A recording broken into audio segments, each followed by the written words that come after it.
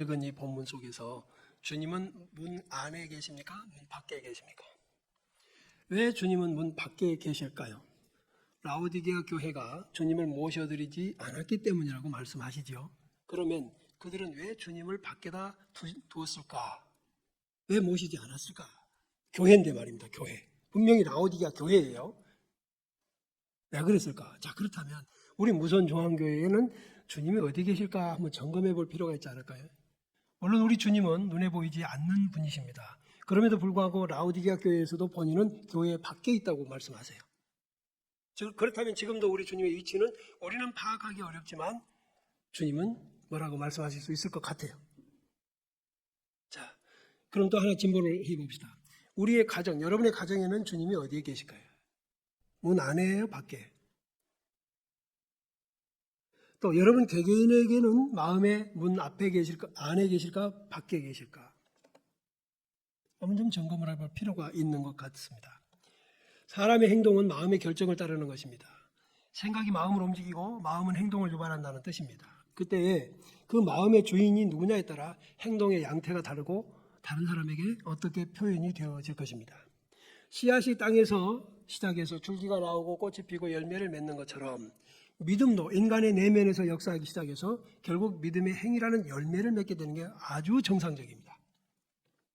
그래서 야고보서에서 하나님께서는 우리들에게 믿음이 있노라 하면서 행함이 없으면 아무 유익이 없다고 말씀하세요. 그리고 그 믿음은 자기를 구원할 수 없다고 말씀하십니다. 그러면서 2장 그 17절에서는 이와 같이 행함이 없는 믿음은 그 자체가 죽은 것이라 그랬어요. 자, 어떤 사람이 귀촌을 했어요. 귀농을 해서 씨앗을 사다가 뿌렸어요. 그러면은 싹이 나야 맞죠? 살아있는 싹은 씨앗은 분명히 싹이 납니다. 그런데 안 나. 그럼 그것은 죽은 거예요. 그 씨앗은. 맞죠? 아주 오래돼서나 뭔가 부패됐거나 원인이 있어요. 여러분의 믿음은 싹이 났습니까? 꽃이 피고 열매가 맺었습니까? 자, 그것을 거꾸로 이렇게 생각해 보면 내 믿음은 살아있는 믿음인가? 죽은 믿음인가? 여러분, 씨를 뿌렸는데 씨를 심었는데 아주 10년 동안에도 아직 안 났고 20년이 됐는데도 아직 안 났다면 그걸 자랑할 씨입니까? 포기해야 되는 거예요. 근데 우리는 지금 얼마나 변질된 믿음을 서로 가지고 기준을 바꿔놨는지 신앙생활을 오래 하는 걸 자랑하는 거예요. 싹이 안 났는데 열매도 없는데 부끄러운 거죠. 주님은 아마 포기해버리실지도 몰라요. 두려운 마음으로 오늘 점검해서 내 믿음의 씨앗이 살아있는지 한번 회복되는 기회가 되기를 축복합니다. 정상적인 경우에 마음의 주인은 그 사람 자체입니다. 어린아이들이 자기 집에 들어올 친구를 고르는 자유를 갖는 것처럼 사람은 그 마음의 문을 닫아 걸고 다른 이의 출입을 금하기도 합니다. 그 안에서 적어도 자기 자신이 왕입니다. 아무리 못난 사람도 아무리 남들에게 업신여김을 당해도 그 마음을 여는 건 그 사람에게 달린 것이다. 그 말이에요. 고문을 해도 마음 문 안 열 수 있어요. 죽을지라도 문을 안 열 수 있다고요. 그러므로 그 사람의 성공과 실패는 자신이 결정하는 것이고 그 열매에 배부르게 된다 하는 말입니다. 그럴 경우에 하나 문제가 발생합니다. 사람은 자신의 인생을 성공하도록 경영할 지혜와 능력이 부족하다는 거예요. 부족한 정도가 아니라 아예 없죠.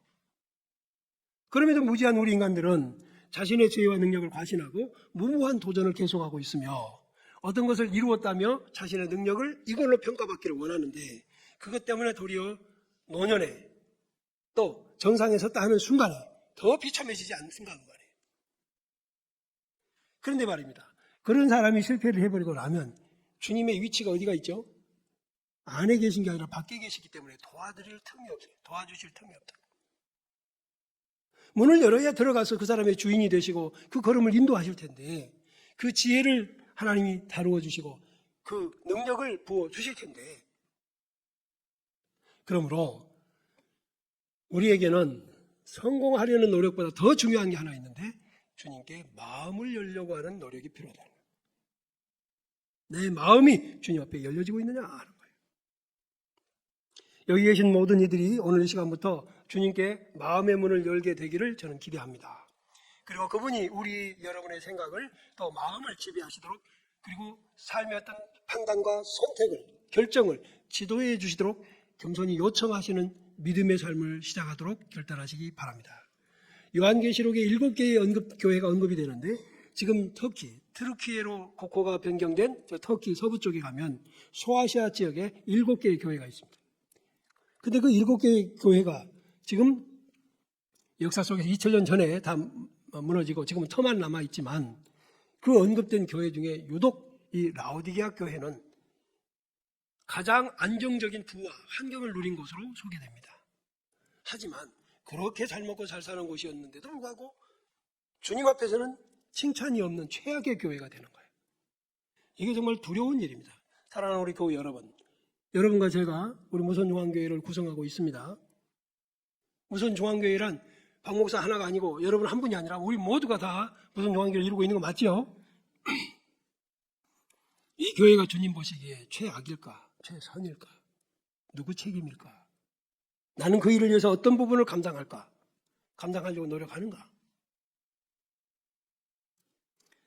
라오디게아는 빌라델비아 동남쪽 64km 지점에 있는 곳이라고 그러네. 여러분 꼭 성지순례 가면서 한번 꼭 들려보시면 좋겠어요. 당시에는 교통의 요지였고 모직업 그리고 금융업이 발달했을 뿐 아니라 의학교, 그러니까 지금으로 말하면 의과대학이 있는 곳으로 유명한 지역입니다. 그러니까 지금 아까 나왔던 그 안약을 사다 발라 어쩌고 하는 내용들이 전부 그 지역과 관련된 단어입니다. 하나하나가 전부 불필요한 단어가 아니라 아주 의미심장한 단어예요. 자, 그럼 이제 하나하나 좀 살펴보겠습니다. 14절 시작. 라오디게아 교회 사자에게 편지하라. 아멘이시오 충성되고 참된 증인이시오 하나님의 창조의 근본이신 이가 이르시되. 자, 소아시아의 7교회가 2장에서부터 시작돼요. 에베소 교회에서부터 시작이 되는데 여기 라오디게아 교회, 그 교회마다의 주님이 자신을 소개하시는 모습이 다 달라요. 다른데 어떻게 다르냐면 그 교회의 형편과 반응이 돼서 달라요. 그러니까 지금 여기 라오디게아 교회는 주님이 아멘이라고 하시고 충성되고 참된 증인이라고 창조의 근원이라고 말씀하신 것은 이걸 뒤집어 보면 라오디게아 교회는 지금 그렇지 않다는 것을 말씀하시는 거예요. 그래서 그분이 아멘이라는 뜻은 자신의 목적과 약속 전부에 있어서 한결같고 변함이 없다는 뜻이에요. 우리 주님은 한결같다. 변함이 없으시다. 그런데 이 칭호를 여기 이 라오디게아 교회에 특별하게 밝히신 이유는 너희들은 너무나 한결같지 않다. 너무나 불성실하다. 너무나 열정이 식어 있다. 너무나 믿을 만하지 못하다. 자, 15절. 내가 내 행위를 아노니 내가 차지도 아니하고 뜨겁지도 아니하도다. 내가 차든지 뜨겁든지 하기를 원하노라. 예수를 믿는 믿음이 가장 가치가 있다는 사람들이라면 가장 가치가 있다면 어정쩡한 중립을 취할 태도가 아니겠죠? 목숨 바쳐서 하는 거예요. 그 어떤 것보다 가장 귀중하게 여겨져서 우선시 될 겁니다. 믿음 지키는 일에. 그렇죠? 주님은 우리가 열심이거나 또는 반대를 하거나 둘 중에 하나 해야지. 믿는 것도 아닌 것 같고 안 믿는 것도 아닌 것 같은 그 어정쩡한 태도. 그래서 지난번에 우리 한마당 잔치 때 줄을 세워놓고 자 OX를 하는데 진행자가 질문했잖아요. 그러니까 긴가민가 하고 가운데쯤 있다가 유리한 쪽으로 기울라는 신앙의 태도에서는 그게 전혀 용납이 안 된다는 거예요. 여러분, 주님이 살아계신 걸 믿습니까? 천국이 있음을 믿습니까? 정확하게 우리는 한 곳을 가야 된다는 거예요. 정확하게. 여러분 무엇을 하든지 뜨뜻미지근한 모습이 제일 싫은 거예요. 제일 꼴보기 싫은 거예요. 여러분 제가 가끔 농담 삼아 이렇게 틀려도 용감하게 틀려라 그래요. 어정쩡하게 맞춘 사람은요 저거 정답 아닌 것 같아요. 이상해. 근데 틀려도 아주 용감하게 맞추면 정답이 아닌 것 같아요. 내가 알고 있는 게 저 사람이 맞는 것 같아. 여러분 믿음 생활에서 믿는 건지 안 믿는 건지 그래서 저는 여러분에게 지금 다시 한번 강조합니다. 여러분 직장에서 자신의 정체성을 밝히십시오. 나는 살아계신 하나님의 자녀다. 나는 예수 믿는 사람이다. 나는 천국이 목표가 된 사람이다. 왜 숨기고 사냐 말이에요. 제 중학교 동창 하나 친구들이 오랜만에 모여가지고 저를 찾아서 아주 오래된 일입니다. 그래 달려갔더니 가보니까 벌써 뭐 10몇 명 모였는데 담배로 가득 차. 이미 술판이 벌어져 있어요. 숨을 쉬기 힘들었어요. 그러나 오랜만에 만난 정겨운 얼굴들이니까 참고 있습니다. 근데 하필이면 제 앞에 당시에 어떤 전자회사의 과장급이 되었던 친구가 갑자기 저를 향해 울면서 너 나를 위해 기도 좀 해달라. 나는 네가 부럽다. 왜? 같이 미션 스쿨을 다녔던 친구인데 지금은 이렇게 술잔을 기울이고 세상적으로는 안정되고 저는 그때 그야말로 개척교회를 섬기면서 처자식 굶기는 그런 상황이었지만 그는 사회적으로 안정된 직분을 갖고 있으면서도 네가 부럽다. 너는 한 길만 가지 않냐. 내가 술을 마시지만 이게 정상이 아닌 것 같기도 하고, 이걸 내려놓고 교회를 가자니 용기가 없고, 그 힘들다. 그 가운데서 미망스럽게도 울어요. 저는 그 친구가 주 안에 부름받았을 거라고 믿습니다. 사랑하는 교회 여러분, 어정쩡한 태도를 갖고 계시다면 지금 결단 내야 됩니다. 네, 그러지 않으면 여기 이 말씀 있잖아요. 16절 시작. 내가 이같이 미지근하여 뜨겁지도 아니하고 차지도 아니하니 내 입에서 너를 토하여 버리리라. 왜 뜻뜻 미지근한 신앙생활을 합니까? 유불리 따지느라고, 자기 체면 구하느라고 유익 어느 순간에 카멜레온처럼 바뀌는 거예요. 근데 주님은 그 모습을 다 지켜보고 계시단 말이에요. 우리가 주님을 못 볼 뿐이지 주님은 우리를 보시고 얼마나 미지근하다. 결혼해서 배우자가 있으면 총각 아니고 전혀 아니잖아요. 근데 어떻게 가가지고 어정쩡하냐고. 제가 결혼 초기에는 서울 삼성동 쪽에서 부교육자 생활을 했습니다. 지금과는 달리 그때는 좀 젊었잖아요. 그리고 유능해 보이고, 한 여자 집사님이 딸만 둘인데 저에게 접근하셨어요. 사위 삼겠다고. 가만히 있을 뻔했는데 그러면 안 되지. 집사님, 저는 결혼했습니다. 그래서 그 후로는 목사님이 제 아내도 함께 나오라고 그러더라고요. 함께 교회 가세요. 그러지 않으면 헷갈려요. 자, 다시 여러분 한번 생각해봐요. 제가 이 얘기를 갑자기 끼어듭니다. 아주 그럴 법한 얘기들이잖아요, 우리. 그런데 어찌 그런 것만 그러냔 말이에요. 신앙생활에서도 보면 어정쩡한 거예요. 근데 주님은 보고 계셔요. 그럼 왜 이 미적지간 그런 생활을 할까? 이유 중에 하나가 있어요. 자기에게 집중하는 거예요. 자기에게.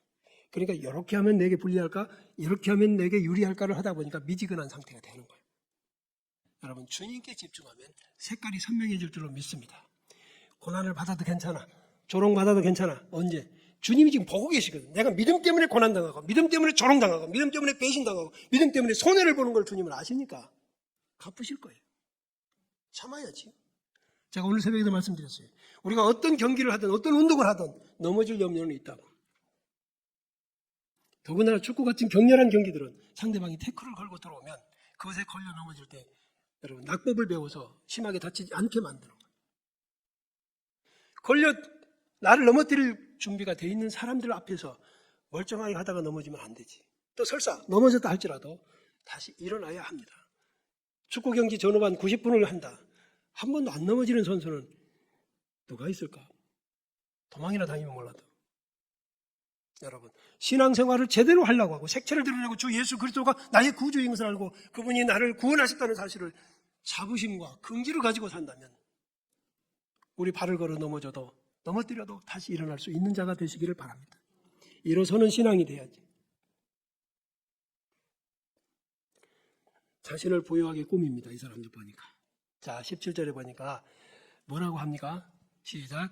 내가 말하기를 나는 부자라 부유하여 부족한 것이 없다 하나 내 공고한 것과 가련한 것과 가난한 것과 눈먼 것과 벌거벗은 것을 알지 못하는도다. 꼭 이 시대에 지금 우리가 살고 있는 이 사회 환경을 말하는 것 같습니다. 그죠?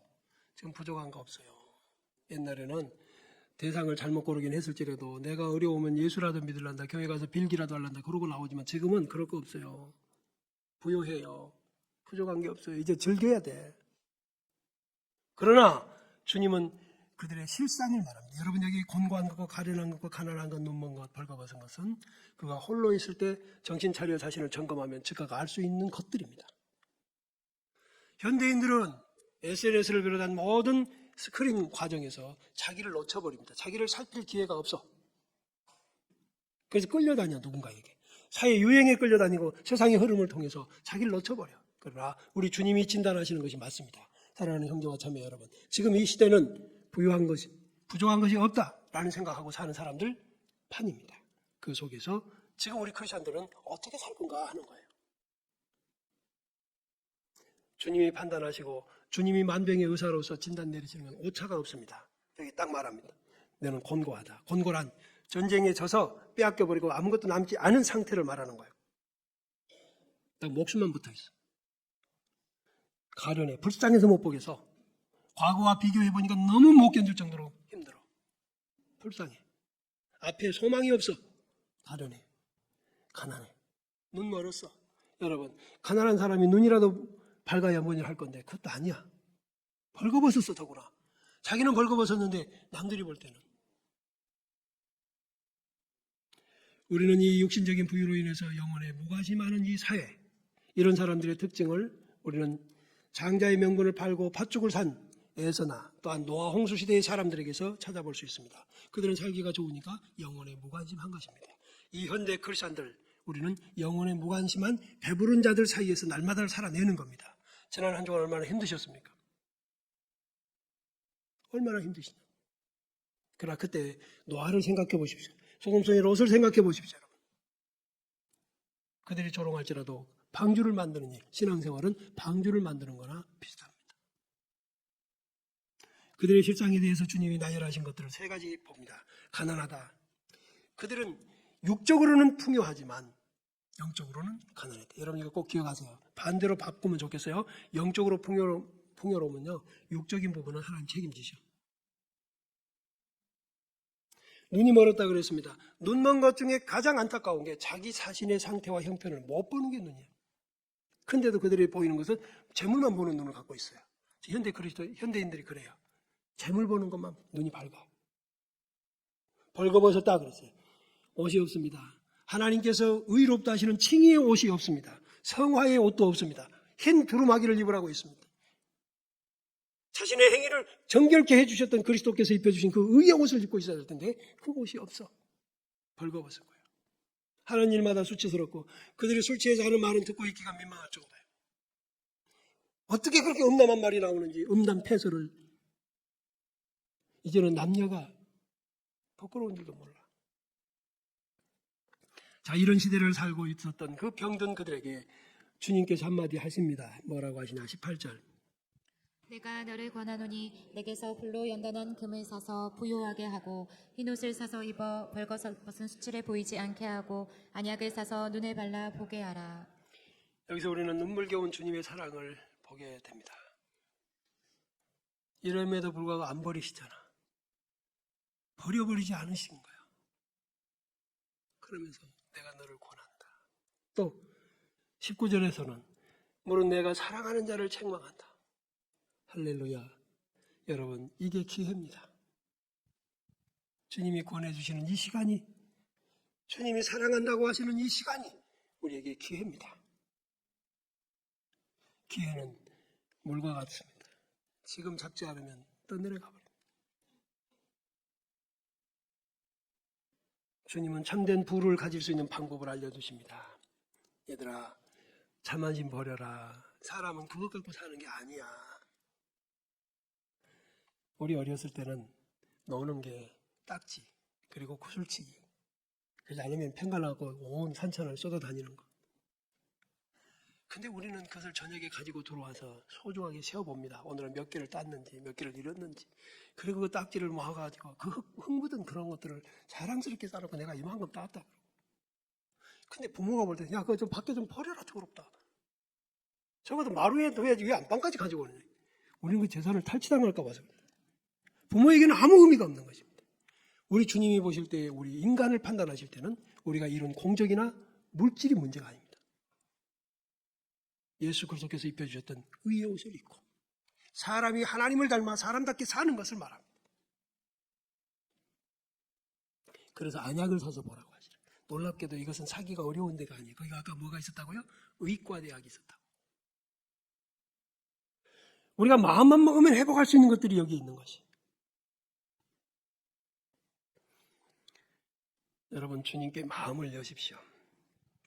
문을 열지 않아서 밖에 계신 주님이 그렇게 푸대접하는 그들에게 이 말씀 하시는 거예요. 내가 사랑한다. 사랑하여 문 앞에 와 있다는 거예요. 심한 말, 엄한 책망을 내가 했지만 이것은 모두 내 영혼을 사랑해서 너에게 기회를 주는 거야. 오늘 이 시간에도 여러분 찔리는 분이 계시고 너무나 혹독한 말씀인 것 같다 싶을지라도 회개하고 돌이키시는 은혜가 있기를 축복합니다. 교회에서 우리 목사님들이 저는 이런 설교를 꼭 해야 될 거라고 생각해요. 듣기 좋은 말만 하는 것이 아니라 회개와 책망을 포함해서 하나님의 말씀 앞에서 말씀이 거울이 되어 우리의 삶을 비춰주어 기회를 놓치지 않도록 하나님의 인자와 긍휼의 때가 끝날 때가 옵니다. 하나님의 인내가 끝날 때가 온다고요. 여러분의 인생도 지나가는 날로 끝이고 이제 음담하고 그 더럽고 말하기도 부끄러운 것을 즐겼던 것은 이제 끝냈고 이제는 하나님을 닮아 거룩한 삶, 사랑하는 삶, 의로운 삶을 살아갈 수 있도록 작정하셔야 됩니다. 얼마나 어려웠을까 한 사람 용서하기가, 얼마나 어려웠을까 바르게 살기가, 눈앞에 이익이 어른거리는데 그거 버리고 훗날을 도모하면서 지금 내가 저것을 버려도 훗날 내가 저것을 취하지 않았음이 자랑스럽고 떳떳할 수 있는 그 판단력을 갖는 정도. 주님은 우리 마음의 문이 자기에게 닫혀 있다는 것을 아십니다. 그렇지만 은혜를 베푸시기 위해서 기다리십니다. 주님께 마음의 문을 열으라고. 그런 사람들은 주의 임재를 체험한다고 하십니다. 내가 들어가서 할렐루야 들어가서요. 여러분 중에 혹시 정신적으로 우울한 분 계시고 또 여러 가지 정신병이 시달린 분이 계시면 마음문 여십시오. 주님이 오시면 다 치료될 줄로 믿습니다. 그 아무것도 아닙니다. 문을 연다는 것의 의미가 무엇인지 역사적 사례로 하나 말씀드릴게요. 우리 조선의 마지막 왕이 되었던 고종왕의 아버지, 조선 말기에 그 정치가죠. 그런데 그 아버지가 대원군이라는 거 알고 있죠? 대원군 그러면 뭐가 딱 생각납니까? 우리 학교에서 배웠던 거? 쇄국정책. 적어도 일본보다 먼저 문을 열 수 있었더라면 어땠을까 하는, 그래서 역사적 평가가 지금도 엇갈리긴 합니다만은 쇄국정책이라는 건 뭐죠? 세계화에서 고립되는 거예요. 나름의 논리가 있었겠지만 우리는 우리끼리만 살 거야. 국가도 쇄국을 하니까 떨어지더라고. 여러분, 우리가 열어야 할 마음의 문은 주님 앞에 있습니다. 이거 열어야 우리의 인생 변화 올 거예요. 국가도요, 세계화된 소위 글로벌 시대에 이렇게 우리만 또는 누구는 싫고 우리만 이게 아니라 국가의 이익이 된다면 우리는 나가야지. 주님 앞에 여러분은 마음의 문을 열고 있는지 한번 점검해 보십시오. 그리고 열기를 바라신다면 이제 말씀을 또 드리겠습니다. 첫째, 어떻게 하냐면 규칙적으로 우리의 생각을 사로잡아서 주님께 굴복시키는 겁니다. 문을 열 수 있는 주체는 누구라고요? 주님이 아니에요. 여러분, 주님은요, 천하 만국을 지으신 분이고 국가의 흥망성쇠를 주도하시는 분이세요. 그런데도 불구하고 그분은 우리 마음의 문을 열지 않으세요. 터키 서부에 가면 데링쿠유라고 하는 지하 우물 도시가 있어요. 우물을 팔려다가 하여튼 그래서 이제 그런 의미가 주어졌는데, 지하 도시, 로마 황제의 핍박을 피해서 예수 그리스도의 신앙을 지키기 위해 땅굴을 파고 들어갔던 사람들이 그 굴 속에서 들어가는 출입문은 커다란 화강암, 우리나라로 말하면 맷돌같이 큰 그것을 가지고 문을 막았어요.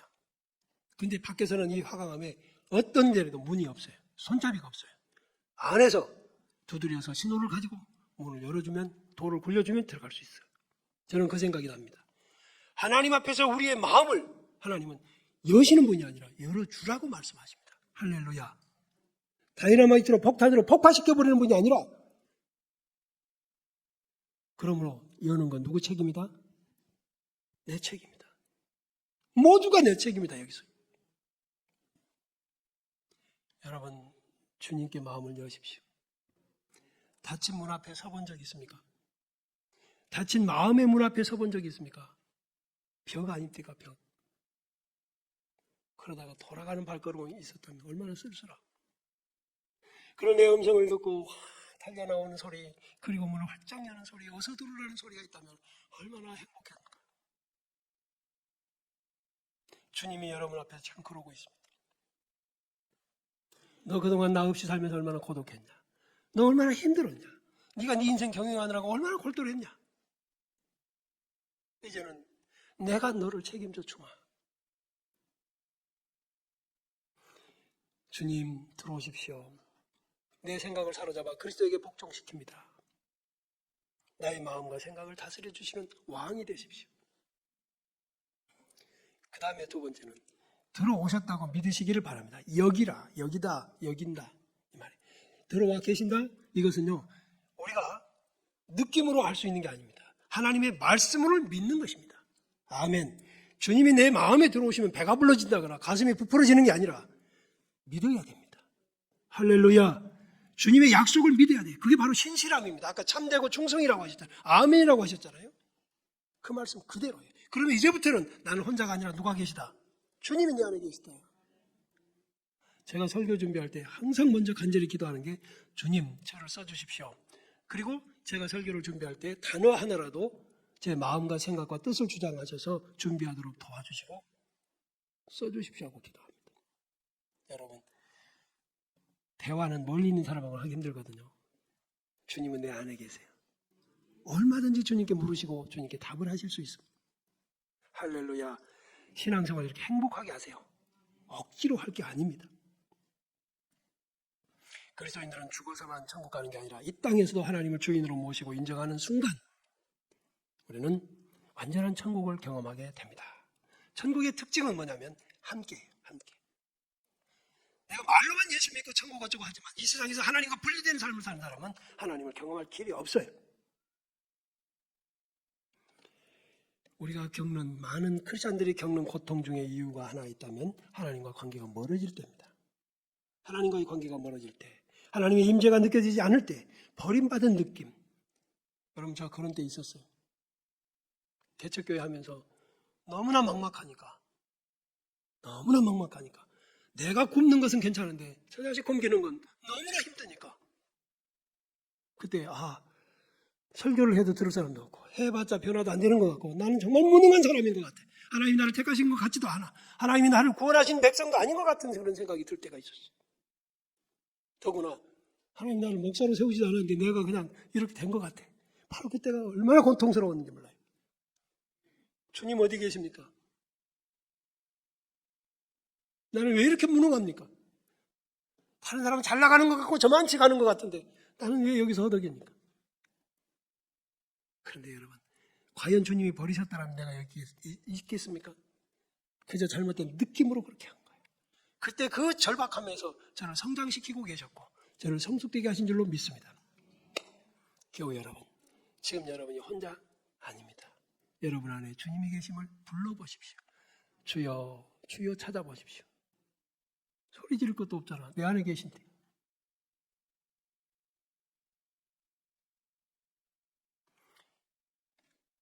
마음의 문을 열어서 주님을 모시면 날마다 감동입니다. 할렐루야. 자, 봐요. 어떤 일을 하시기 전에 주님, 이 일을 어떻게 할까요? 제가 이발하러 가기 전에도 이발소에 손님 여러분 계시면 저는 가서 시간을 거기서 기다려야 되잖아요. 그래서 기도하고 가는 거예요. 주님, 이제 시간이 아까운 거 아시죠? 정말 희한해요. 정말 느껴요. 감사해요. 주님, 저 주차할 때 한 자리 좀 준비해 주시면 좋겠습니다. 그러면 그 남은 시간을 가지고 죄 지으면 안 되지. 야, 이제는 안 해. 너 지난번에 그 남은 시간 가지고 딴짓했잖아. 그러면 안 되잖아요. 주님과 우리는 관계입니다. 아멘. 좋은 관계 만들어 갑시다. 사람이 관계 속에 살지만 좋은 관계, 나쁜 관계 있잖아요. 주님과의 관계를 어떻게 만들었는가? 누구 책임이라고요? 주님이 변질될 리는 없어요. 문제는 나야. 내가 배부르고 등 따뜻하면 그게 주님의 은혜라는 걸 모르고 자꾸 주님으로부터 멀어져 가요. 아무리 기다려도 열어주지 않은, 그래서 돌아서야 하는 주님을 만들지 맙시다. 부활하신 주님은 유대인들을 두려워해서 제자들이 문을 굳게 닫아 걸고 있었지만 그 닫힌 문 안에 들어와 계시죠. 그럼에도 불구하고 그 능력을 가지신 그분이 우리 마음 문 안에는 열어주지 않으면 안 들어오십니다. 주님, 지금 내게 오셔서 떠나가지 마시고 영원히 나와 함께 계십시오. 이 기도하시면서 사십시오. 문 앞에 계시다는 말은 너무나 가까이 와 계시다는 뜻 아니에요? 내가 갈게 하는 게 아니라 와 계시다는 거예요. 이제는 우리가 문만 열면 돼요. 내가 혼자 자행자지하던 그 인생의 모든 것들을 내려놓고 주님 어떡할까요? 물어보면 돼요. 요한복음 1장 12절, 우리 주님은 이 세상을 만드신 분이고 그리고 자기 땅에 오셨다고 하셨어요. 그런데 자기 땅에 오지만 자기 백성들이 영접하지 않아. 다 영접한 건 아니야. 영접하지 않은 게 아니야. 그 중에 소수가 영접을 해. 그래서 그런 자들에게는 영접하는 자, 곧 그 이름을 믿는 자들에게는 하나님의 자녀가 되는 권세를 주셨는데 이것은 육신적으로나 혈통으로 된 게 아니고 하나님께로부터 난 자들이라고 그랬어요. 아멘. 여러분과 저를 하나님이 창세전부터 택하셔서 지금 부르고 계신다는 것을 믿으시기 바랍니다. 우리 과거를 알고서 안 부르신 게 아니라 알면서 지금 이 자리로 부르신 줄로 믿습니다. 우리가 얼마나 부족한지. 제가 평생 목사로 살아왔지만 가면 갈수록 내가 부족한데 하나님의 은혜였구나, 은혜였구나. 30, 40대까지만 해도 내가 야무져서 뭔 일을 하는 줄 알았는데 보니까 얼마나 허접한 게 많고 얼마나 빈틈이 많았는지, 얼마나 허술했는지. 그저 은혜였구나. 주님 감사합니다 밖에 없습니다. 30, 40대, 50대까지 나를 자랑하고 싶었지만 그게 아니더라고. 보니까 주님의 은혜가 아니었으면 아무것도 아니었더라고. 여러분, 실패는 기회입니다. 실패는 부끄러운 게 아니라 주님이 베드로의 빈 배에 오신 거예요. 지금 이 시간도 여러분은 인생의 실패를 경험했다면 주님을 만날 기회로 믿으시기 바랍니다. 질병이 있으니까 주님을 찾아 나옵시다. 고쳐달라고. 할렐루야. 우리에게 있는 모든 것은 지금 주님을 만날 기회입니다. 주님을 모시고 삽시다. 그분은 우리를 버리지 않습니다. 내가 버릴지라도 그분은 버리지 않으실 테니 염려 마시고 주님 모시고 살아갑시다. 일어나서 같이 찬양하겠습니다.